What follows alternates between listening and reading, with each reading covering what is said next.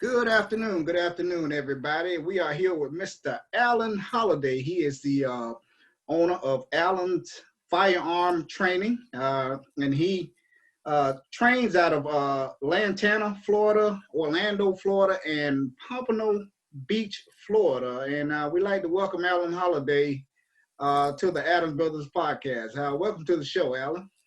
Thank you for inviting me. Hey man, Welcome.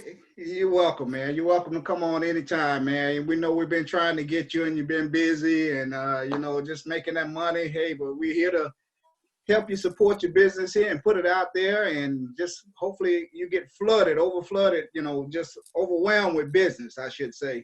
You know. I appreciate it and I accept that. So tell us a little bit about you, Alan. Where you're training at, and what you're doing, and just tell us a little bit about Allen Firearms and Training. All right. Well, first of all, I've been a certified instructor for probably about 6 years now, going on 7 years. Um, Started out just a hobby. I've always been into guns. I've tried to, always practice gun safety.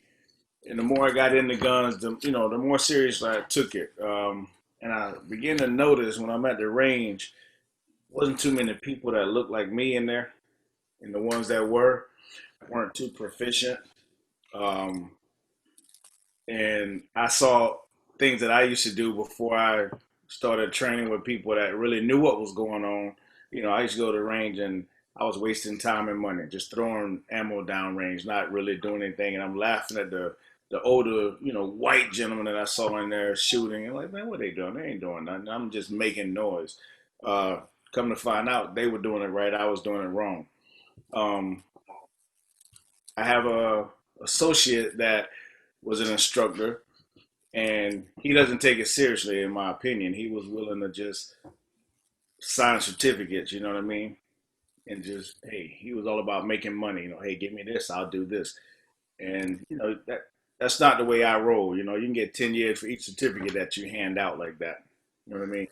And it's not really doing a service to the people you gave the certificate to. Yeah, they can go ahead and apply for their permit, but do they know what they're doing? Is it going to help anything? So right now, you guys see what's going on. Everybody talking about a possible civil war. You got these different militias,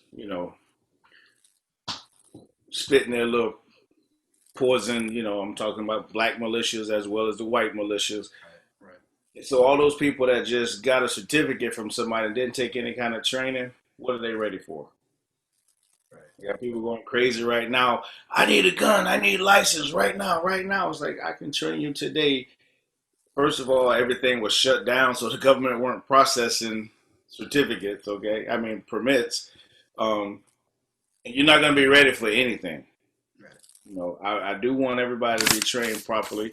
And, when this all started, I was always doing, like I said, it was a hobby for me. I became an instructor, so I would have the credentials to train people who wanted to be trained, in my spare time or whenever, something arose.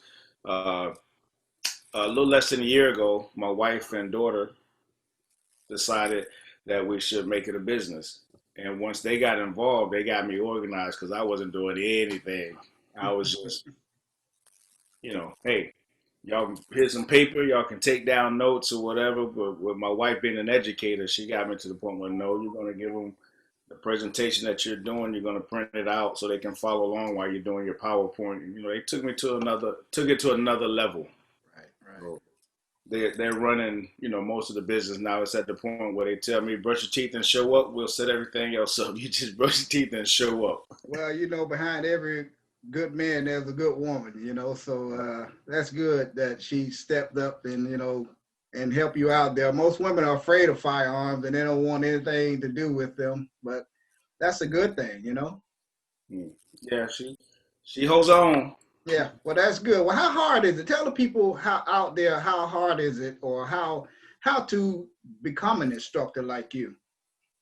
To become an instructor, you have to take a course through. I actually did my original course through the NRA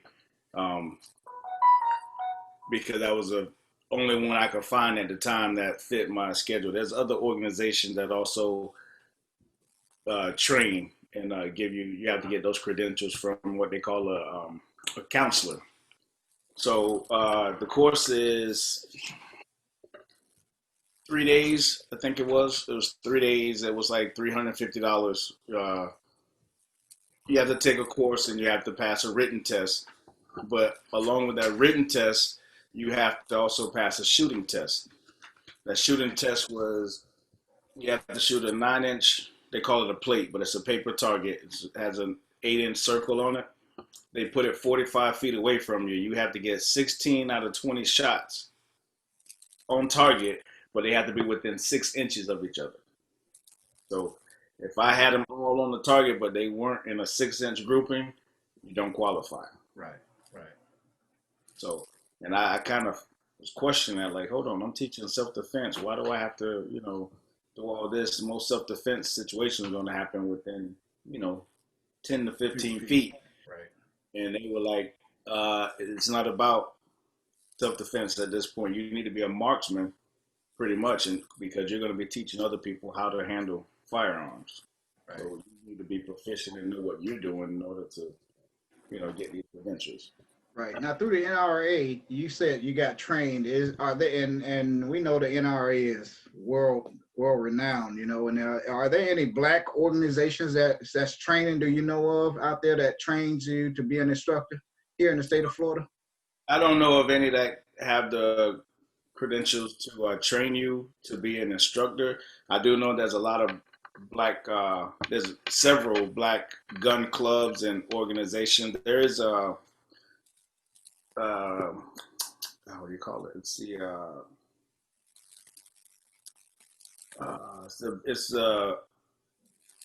it's part of the NRA, but it's the African American something. I'm pretty sure they probably they have trainers also, I'm sure. Right, right. And there's a local chapter here out of Fort Lauderdale. Okay. All right. Wayne? Yes, Alan, do you actually have an actual class area where you go to and train, or do you just go around, or how do you do that?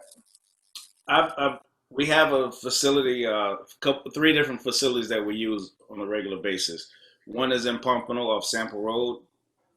I have one off Lantana Road here in Palm Beach County, and then we have a facility in Orlando that we use when we're in that area. That's where my daughters are, and they set things up on that end, and the wife and I travel there to take care of training. Mm-hmm. And break down, Alan, a concealed weapons class to the viewers. What does it consist of, and what would you need to bring to your class? Because the state of Florida considers a safety course. Basically, in order to be considered for a permit, you have to take a safety course, which is what I teach. The class is supposed to be anywhere from 3.5 to 4 hours long. Most people call it a 4-hour course. We've gotten it down packed to where we can pretty much get it all done within 3 hours, depending on the participation and, the class. We want to make sure everybody understands what we're teaching. They don't say specifically what I have to teach. The basics are I have to go through this safety with you, teach you gun safety, and I have to see you safely handle a firearm. So we don't require you. We recommend that you don't bring any firearms to the actual class because we don't introduce any live ammo in the classroom setting. That's all at the range. So basically, you'll register for our course. Most of the time we put it, we send a link out on Facebook Live. I mean, not Facebook Live, but on Facebook. You'll get you'll register. And we try to keep the classes, especially right now during this pandemic, kind of small. Most of our facilities, we try to, the one in Lantana, we try to keep it at 10. The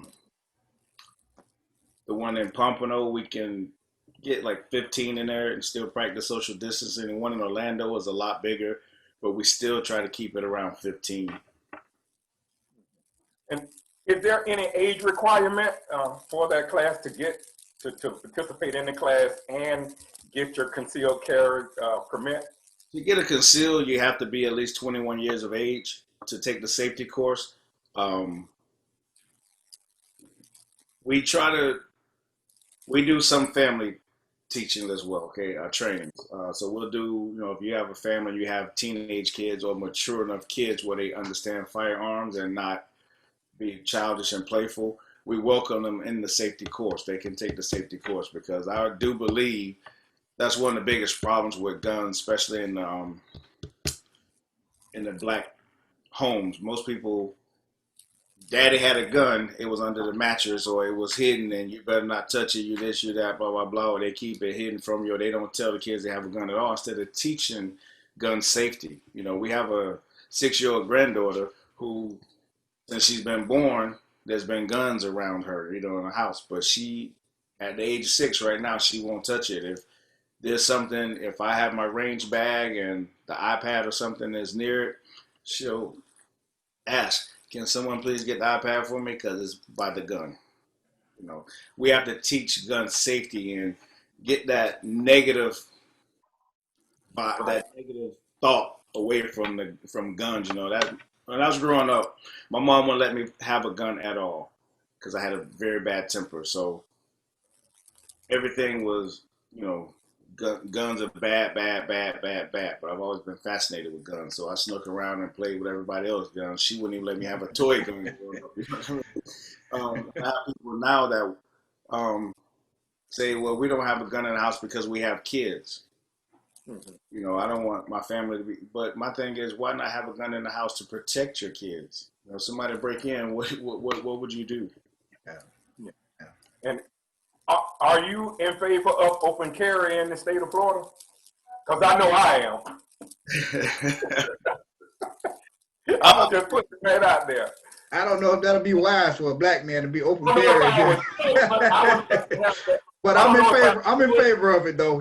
But I don't know if I like to. I'm in favor, but I don't know if I will actually do it if the right was ever granted to us. I'm not against it, but I'm not a fan of it. One reason is, especially with you guys see what the state of our world is right now. Everybody's looking at everybody thinking he's the enemy because he's a Republican, or he's a Trump follower, he's a liberal, he's a communist. Basically, I carry everywhere I go, and I encourage everybody else that can legally carry. So do I. Carry everywhere you go, not to carry and think you're the baddest person in the world and that you can, I'm tough. I can go wherever I want to go. You still got to be observant and use wisdom. Okay. Wisdom is the key. What we teach in our class is awareness, and we teach our class in a different manner. Like some people teach you, like when I went and got my conceal, I did it in Central Florida, and it was taught by an ex-sheriff from somewhere in Central Florida, and you know what I'm talking about.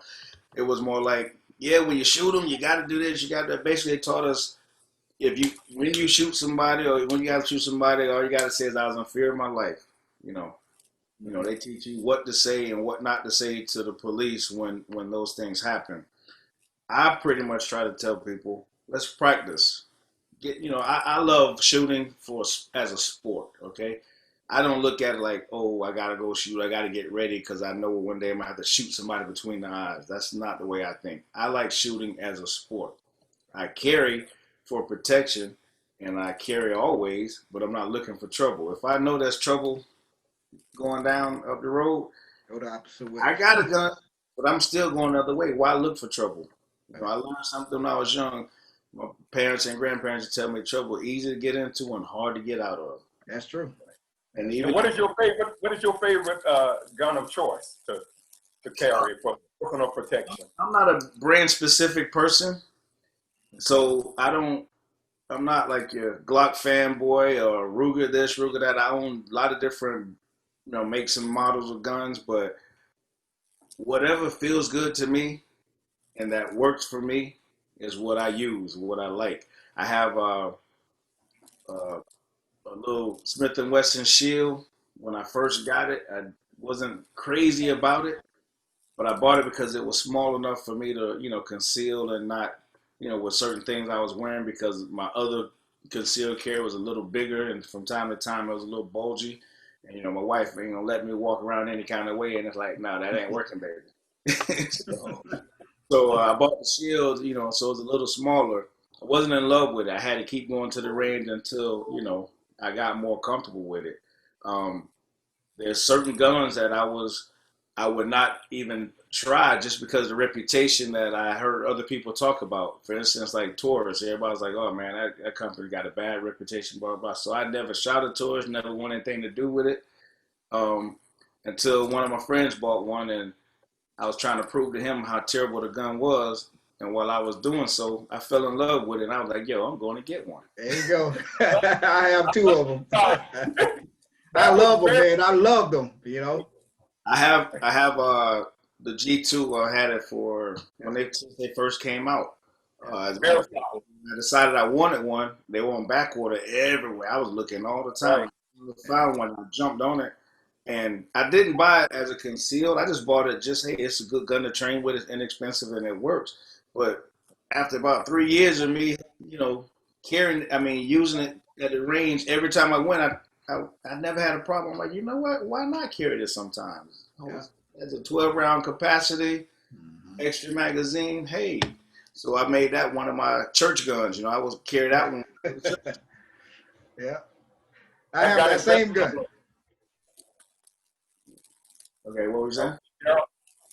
I said I have that same gun, a PT-111, and that's my gun of choice to carry when I'm out. It's either that or between the 38 snub.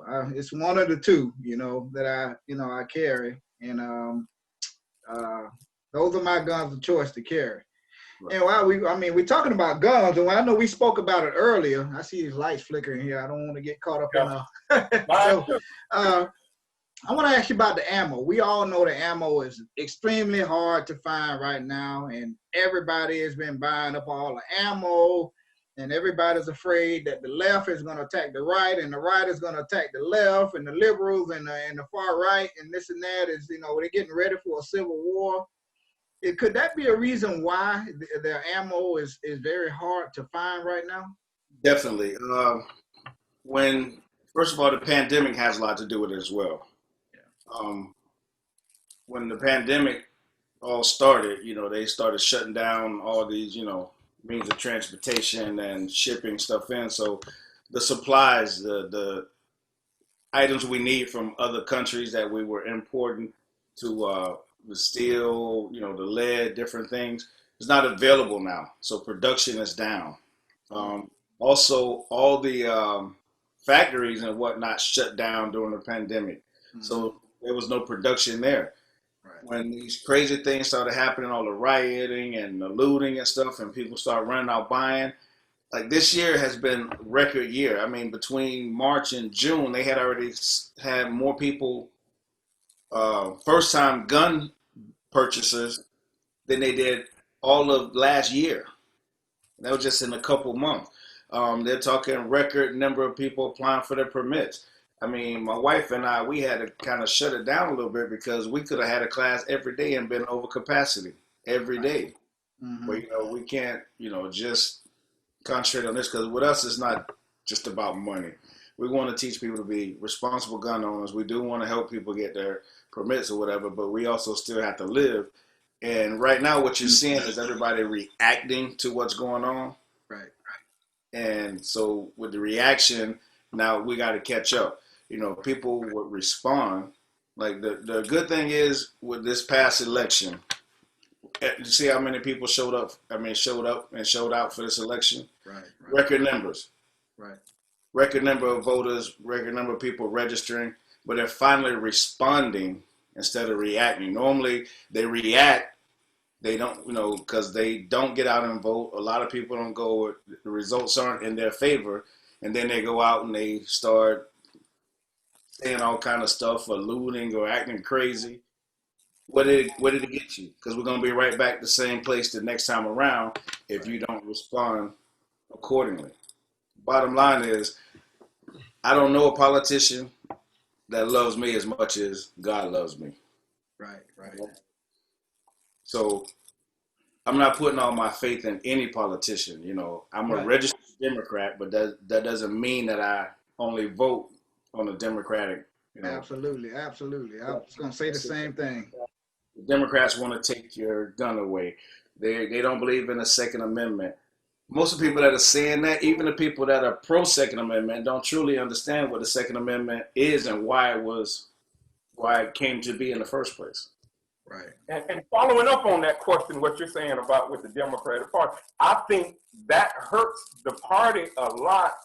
That the Republicans and other people, just me, as far as being a Democrat, I sometimes feel that the Democrat Party oversteps when it comes to the Second Amendment, and sometimes I am fearful of them putting over restrictions on guns. So that bothers me too a lot, and I can understand why a lot of other people gravitate to the Republican Party, and that's a strategy that I think the party definitely needs to change that image of the guns being taken. That is a real concern. That was one of my questions I was gonna ask you. But we have to put pressure on them to stop putting out all these fear factors about the gun. It's all about education, like you. When you teach a class, you educate.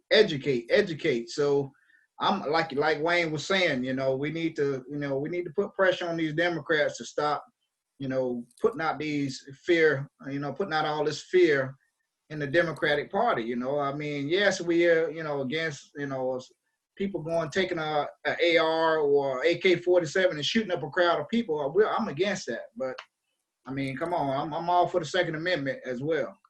Truth be told, if you want to create mass destruction, you don't just have to have an AR-15. You know what I mean? I can take they make 30 round magazines for a Glock. I can get a little drum and put it on my Glock. I can file the pen down and make it, an automatic weapon, which is illegal if you don't have the proper documentation, to do so, the stamps, which is all about money as well. I could fill up my car with gas and set it on fire. You know what I mean? There's so many ways to create mass destruction.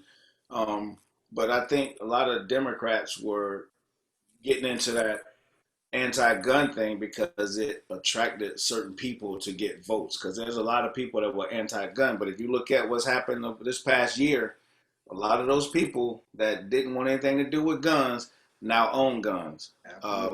We've had I can't even tell you the number of people we've trained since March, but more than 90% of the people that we've trained since March were females that most claim they were terrified of guns, but it's time for them to have one. A large percentage of the people that we've trained were ministers, and they want us to come through and train the security team, for their churches or the deacons or the leaders of the church. A lot of pastors have been saying, hey, look, man, I never wanted a gun in my life. And I've always been, this and that, but I think it's time. So it's people that were afraid of guns or didn't understand guns, now they want guns because they realize that, if something happens, I can dial 911. I can get on my knees and pray. I truly believe in miracles, and God, whatever God wants to happen or allows to happen is going to happen. But if I dial 911, I can be waiting 20 minutes for somebody to show up. Right. And you answered two of my questions that I had too, by saying about, do you offer classes, all women classes? And you said about the churches. That was another question I was going to ask.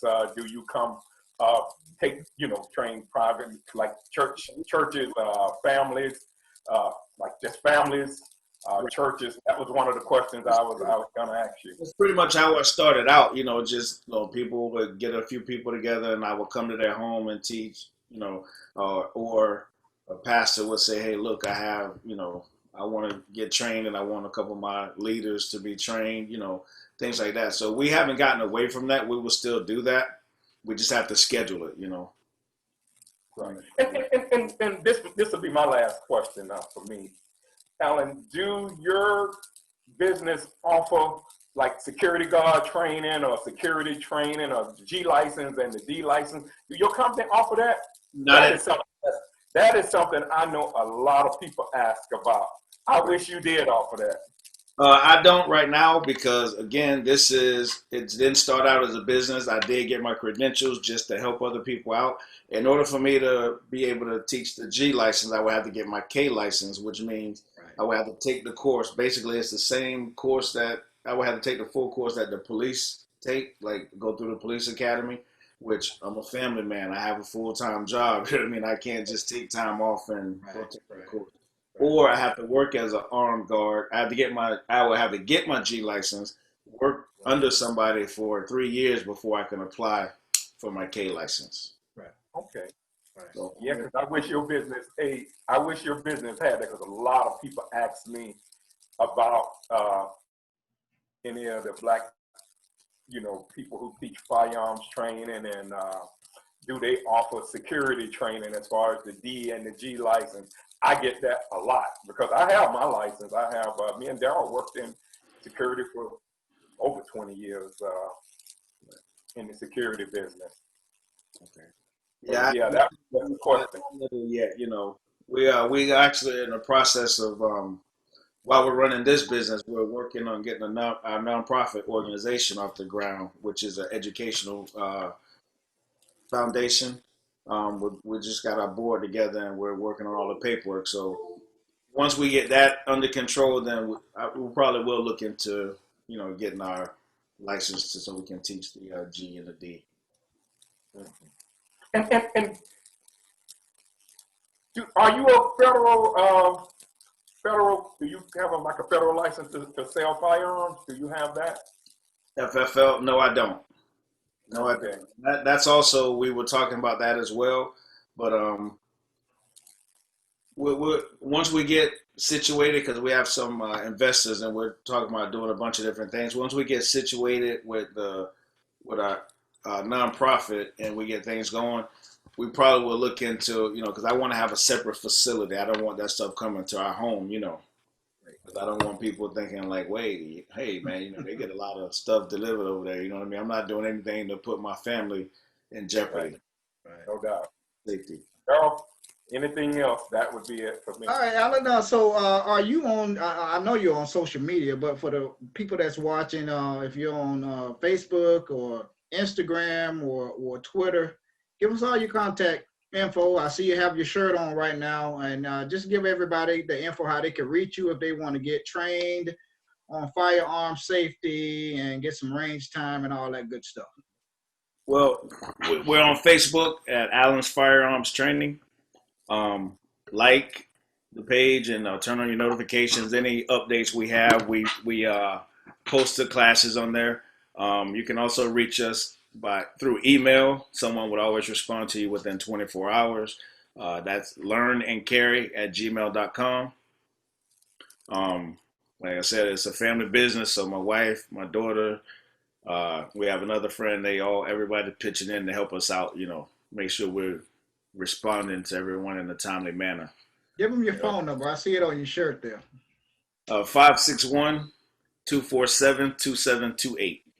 All right. There you have it, ladies and gentlemen. Mr. Alan Holliday. He is the owner of Alan's Firearms and Training, and he's located here in South Florida and in Central Florida, Orlando, Lantana, and Palm Beach County, and right here in Pompano Beach. We want to thank Alan for coming by the Adams Brothers podcast.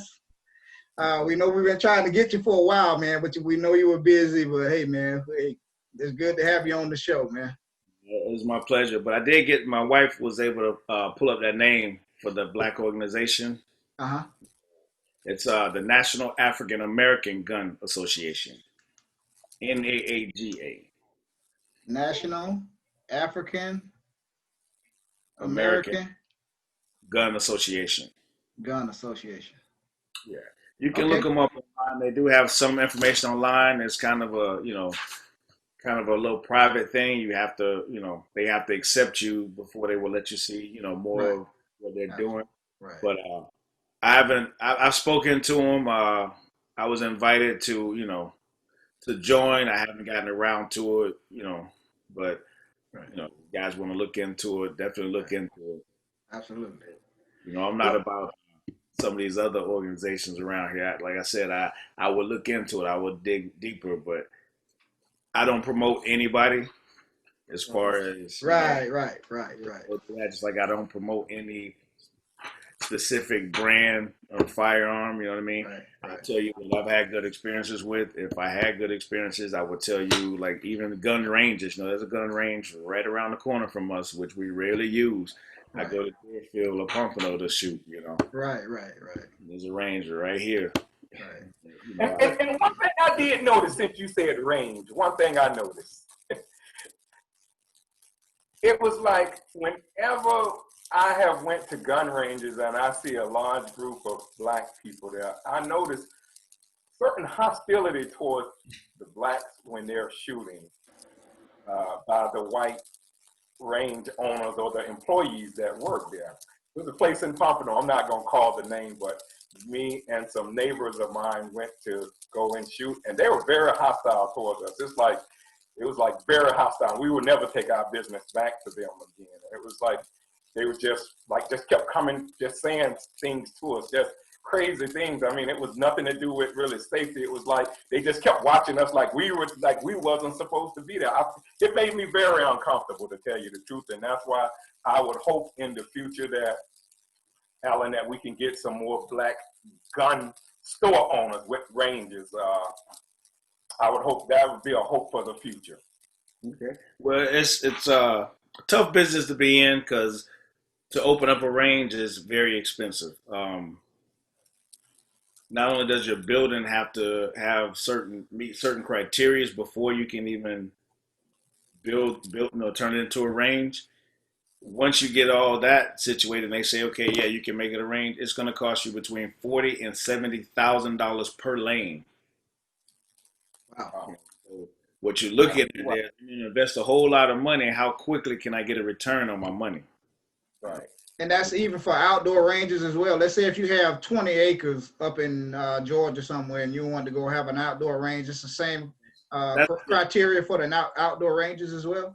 The criteria for outdoor range is a little different. It won't cost you that much per lane, because you don't have to worry about that. The price I was telling you includes your backstop and your ventilation and all that stuff.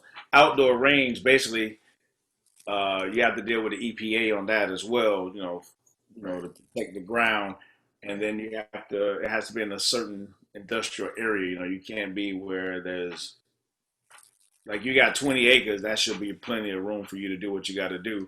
Right. But you're going to need a lot of sand and, fill to make your berms and whatnot. Right. I think Fort Lauderdale used to have Markham Park, if I'm exact. That's a state-run park. It's that's not my thing. The thing that's great about Markham Park is they're crazy about safety, which they consider if you don't wait, 5 seconds between shots, that's rapid firing, which for me is like, that's really not, you can't really get good training on it. I mean, you learn how to aim, but, I think you should be able to at least, like I go to Gun World, they let you get 5, I can do bursts of 5 if I want, like 1, 2, 3, 4, 5, you know what I mean? As long as I don't keep going past that, and then I wait a few seconds, then I can do 5 more. My wife blessed me with a trip over to Okeechobee Shooting Center in the city of Okeechobee for my birthday. Man, that was awesome, because it was outdoors. We had a private range because I didn't have to have a range officer because of my credentials, and it was just me and 8 other friends, and we were able to shoot how we wanted to shoot. You know what I mean? Right. It was, a lot of training, but I was so caught up. There's things that I always said I was going to do when I get out there that I totally forgot about because of the excitement. Well, Alan, you definitely provided us and the viewers some very good information, man. And if you want to look up Alan, he's on Facebook, and you can look him up. His phone number is 561-247-2728. That's like, sure. I think I got it right. And that's Alan's Firearms Training. And he's local right here, so look him up. He's a very good instructor. He's outstanding. He'll teach you how to handle your gun and, lose that fear and all that good stuff. So, Alan, I want to thank you for stopping by the Adams Brothers podcast. Come back and talk to us sometime, man, when you got some more stuff for us. Thank you. Good to see you guys, man. Be blessed. Always, thank man. You. So, thank you for coming on, man. Thank you for coming on, and we'll be talking real soon, man. All right. Thank you. All right. Have a good day. You do the same.